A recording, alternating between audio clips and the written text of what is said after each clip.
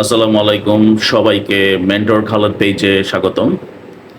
আজকে আমি নেটওয়ার্কিং নিয়ে একটু কথা বলবো।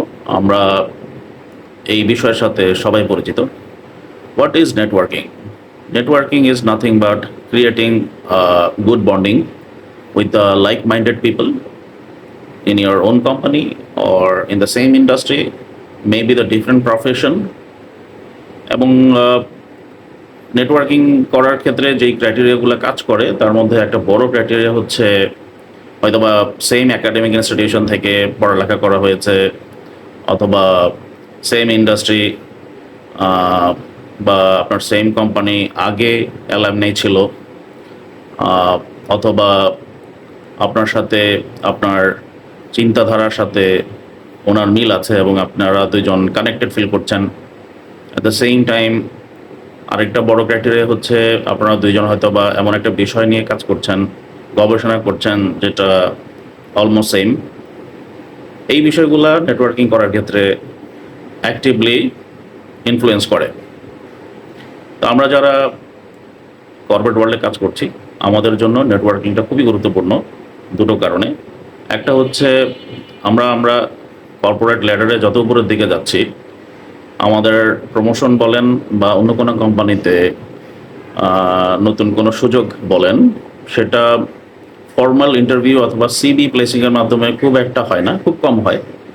ম্যাক্সিমাম ক্ষেত্রেই আপনার পরিচিত গণ্ডির মধ্যে যারা আছেন তাদেরকেই আমরা সিভিগুলো দিয়ে থাকি, অথবা যারা হায়ার করে থাকে তারা তাদের ক্লোজড কমিউনিটির মধ্যেই চেষ্টা করে রিসোর্সের ডিটেল জানতে, রিসোর্সদের সিভিগুলো কালেক্ট করতে।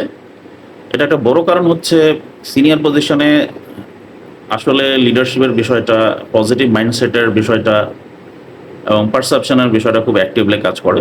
তো সেই ক্ষেত্রে কোম্পানিগুলো চেষ্টা করে এমন কাউকে রিসোর্স করতে, হায়ার করতে, রিসোর্সিং করতে, যাতে করে উনি ওনার কোম্পানিতে পজিটিভলি ইম্প্যাক্ট ফেলবে, টিমকে বেটার ম্যানেজ করতে পারবে, কোম্পানির গ্রোথে অ্যাক্টিভলি পার্টিসিপেট করতে পারবে।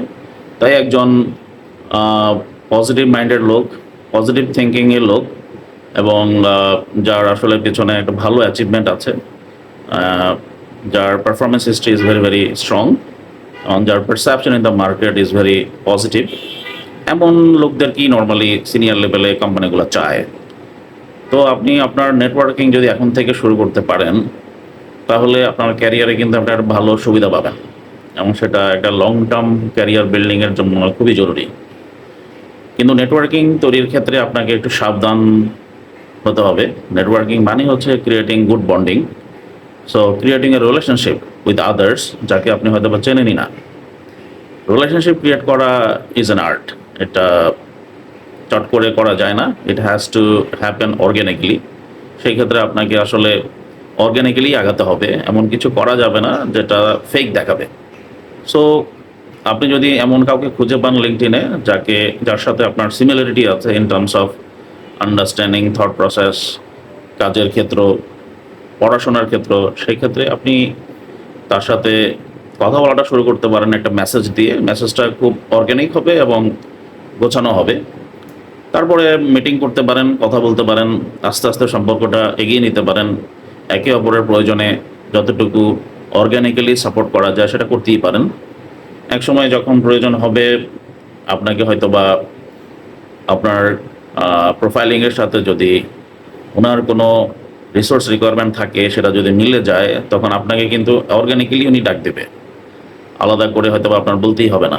That is how the relationship works, that is how networking works. So let's networking in organic manner, so যাতে করে আমরা আমাদের ক্যারিয়ারে প্রোগ্রেস করতে পারি, এগিয়ে যেতে পারি।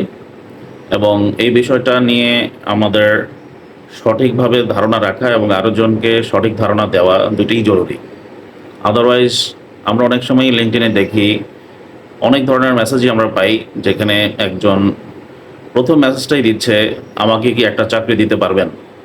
I understand probably that person নেটস a job, এবং সেটা খুব আর্জেন্ট, বিষয়টা ঠিক আছে। কিন্তু সেই ক্ষেত্রে একটু সময় তো দিতে হবে। একটু সময় নিলে হয়তো বা আপনার সম্ভাবনাটা আরও বেড়ে যাবে। বাট হঠাৎ করেই যদি প্রথম কমিউনিকেশনেই আপনি কিছু চেয়ে বসেন, সেটা maybe that will impact negatively on that persons mind, যাকে আপনি মেসেজটা দিলেন।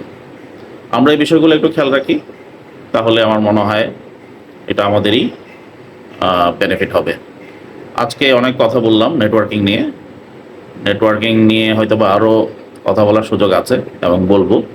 আজকে এই পর্যন্ত। সবাই ভালো থাকেন, সুস্থ থাকেন। আসসালামু আলাইকুম।